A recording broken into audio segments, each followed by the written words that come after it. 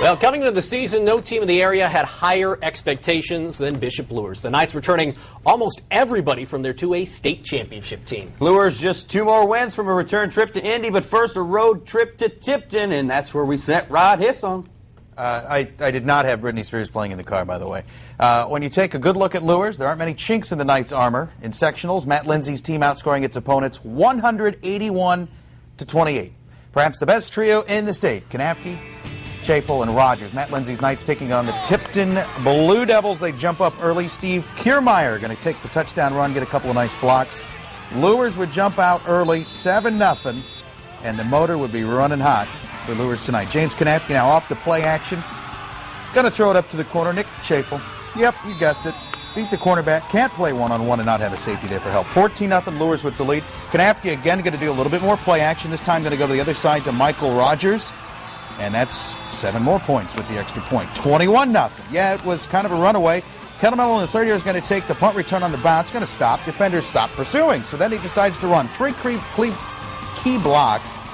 Maddox with a huge one at the air and a grab with the face mask. Didn't matter. He kept running into the end zone. That made it 28-0 Luers. Then Jalen Smith just going to pour more salt in the wound for Tipton. He gets the touchdown run. Luers wins big, 55-14. They are regional champs. Luers will play at home next week. They will play #1 Rensselaer Central, who beat Bremen last night. Ross? Well, Turtles are supposed to be slow and steady, but folks in Turtle Town certainly don't like the slow part. Churubusco's offense averaging over 40 points a game. Busco hosting undefeated Hagerstown for a 1A regional championship. We picked this one up early. Hagerstown misses a field goal, and the Eagles capitalize. Kyle Mathewson takes it in from 33 yards out as the Eagles take a 6-0 lead in the first quarter. Hagerstown's next possession. Matt Thompson, he didn't get the pitch there. Kyle Monk recovers the ball on the 47-yard line, and they would turn that into yet another score when Monk, he's going to find Jeremy Forker. That's a 47-yard touchdown. Kyle Monk, 135 yards passing, 2 touchdowns on the night. After a Busco interception, they turn it into yet another score. How about this? You can't bring down Kyle Mathewson. Takes it in from 38 yards out. Mathewson, a huge game, 262 yards, 4 touchdowns, and then, they just wanted to pour it on with the defense. Here, Thompson, you got to catch the pitch. Hey, he caught it this time, but guess what? He coughs it up. Get him the Robitussin. Jordan Turner, he picks it up, takes it back 41 yards. The Turtles are heading to semi-state, 58-14 the final. We knew that we were going to come in this game and it was going to be a hard-fought battle, and we came out. Offensive line did great. Defense did awesome. We all were clicking on all cylinders. We just came out and showed what we could do. It's good for our program, and we're glad we get to play another week. A lot of people here on our end, and when they see our program successful at this point in the year, that only does things to sell our program. So we're happy about that. But probably most importantly, we get to play another week. I would say Monk and Mathewson are healthy. It's a good combo. Busco travels to top-ranked Lafayette Central Catholic next Friday for semi-state. Well, the grand prize winner will be drawn in 2 weeks. That means 2 Fridays from now, one lucky viewer will win a motorized scooter thanks to Parkview Trauma. And one of the last names added to the hopper is David Herber. David is from Fort Wayne, gets a prize package from Parkview. He also gets entered in that grand prize giveaway. Could win the whole shebang. And again, that's coming up in a couple of weeks. We got more Highlight Zone coming up next.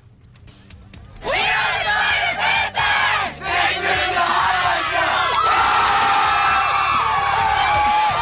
We're the Hawks! We want the Highlight Zone! We got hoops coming up in just a minute, but it's the Drive Alive Play of the Week. Where else are we going to go? We're going to go back out to Leo because we are going to pick this one up. Yes, with the clock winding down, with 11 seconds to go, it's Mr. Silver with his weight in gold. A touchdown as Leo beats West Lafayette. How do they keep doing it?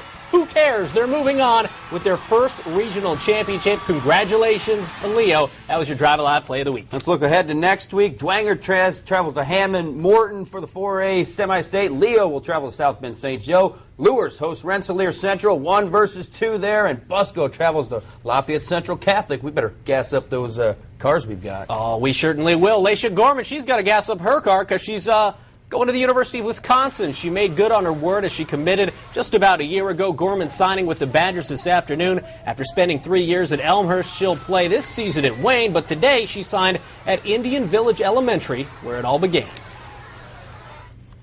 They said that they like the fact that I play on-your-nose defense and I don't back off. But, I mean, at the same time, the coaches, they give you feedback that, yeah, they like your game, but at the same time, they want you to work on things, and that's one of the things I'm working on this year.